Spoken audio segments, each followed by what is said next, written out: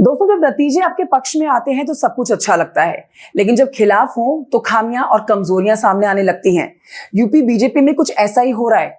Party Lok Sabha चुनाव में सूबे की 33 सीटों पर ही जीत दर्ज कर पाई। प्रदर्शन इतना खराब कैसे रहा, इसको लेकर लगातार पार्टी में मंथन चल रहा है। पार्टी के ही कुछ नेता मुख्यमंत्री योगी आदित्यनाथ के नेतृत्व पर सवाल उठा रहे हैं। जो नेता कभी दबी जुबान में बात करते थे, वो खुलकर सामने आ रहे हैं। सियासी गलियारों में तो यह भी चर्चा शुरू हो गई है कि मुख्यमंत्री और दोनों डिप्टी सीएम के बीच पटरी बैठ नहीं रही है।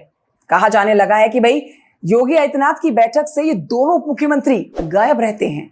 उत्तर प्रदेश की राजनीति से बहुत ही महत्वपूर्ण खबर आप तक पहुंचा रही हूं। दोस्तों, वीडियो को अंत तक देखिएगा। देखिए, जो बातें मैंने आपको बताई है ना, ये बातें बताती हैं कि लोकसभा चुनाव के नतीजों के बाद योगी आदित्यनाथ कमजोर हुए हैं, लेकिन पार्टी में उठते विरोध के सुर के बीच में योगी आदित्यनाथ के पास दम दिखाने का एक मौका भी है। वो अपनी ताकत आगामी विधानसभा उपचुनाव में दिखा सकते हैं। सूबे की 10 विधानसभा सीटों पर उपचुनाव होने हैं। अभी इनमें से 5 सीटें एनडीए के पाले में हैं, तो 5 सीटें सपा के पाले में हैं। बीजेपी अगर इन 10 सीटों पर अच्छा प्रदर्शन करती है तो जाहिर तौर पर योगी आदित्यनाथ को ताकत मिलेगी और वो विरोधियों के मुंह बंद कर पाएंगे। विरोधी काफी हद तक शांत हो जाएंगे, जो खुलकर अपना विरोध दर्ज करा रहे हैं। देखिए, जिन सीटों पर उपचुनाव होना है उनमें फूलपुर है, खैर है, गाजियाबाद, मंजुआ, मीरापुर, मिल्कीपुर, करहल, कटहरी और कुंदरकी और सीसामऊ की सीटें हैं जिन पर उपचुनाव होना है।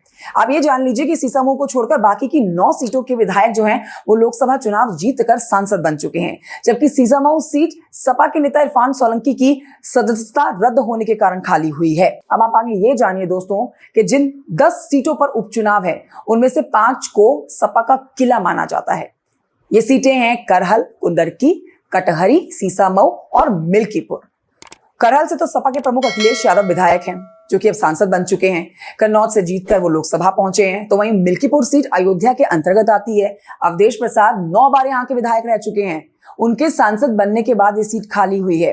दोस्तों, ये जानिए आप कि कटहरी अंबेडकर नगर की सीट है। यहाँ से सपा के लालजी वर्मा विधायक थे, अब अंबेडकर नगर लोकसभा सीट से सांसद बन गए हैं। कुंदरकी सीट की अगर आप बात करते हैं तो कुंदरकी सीट मुरादाबाद के अंतर्गत आती है। ये मुस्लिम बाहुल्य है, इसे सपा का गढ़ माना जाता है। जियाउर रहमान बर्क यहां से विधायक थे, लेकिन इस बार संभल लोकसभा सीट से जीतकर वो सांसद बन चुके हैं। देखिए, सीएम योगी की साख ना उपचुनाव में दांव पर लगी हुई है, जिस पर कई सवाल खड़े हो रहे हैं। उपचुनाव बीजेपी के साथ साथ योगी आदित्यनाथ की साख का बहुत बड़ा सवाल बन चुका है। अगर इसमें जीत मिलती है तो लोकसभा चुनाव में मिली हार के लिए मरहम का ये जीत काम करेगी। इसलिए सीएम योगी ने मंत्रियों को हर हाल में जीत दर्ज करने के अभी से क्षेत्र में डटे रहने को कहा है। वहीं उपचुनाव की तारीखों की घोषणा जल्द होने की संभावना को देखते हुए बीजेपी टिकट के लिए भी अब भागदौड़ शुरू कर चुकी है।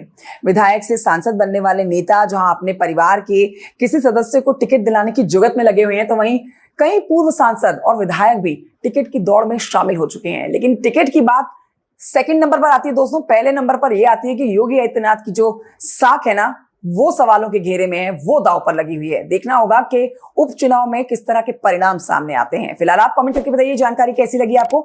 Thank you so much for watching. नमस्कार, मेरा नाम कंचन डोगरा नेगी है।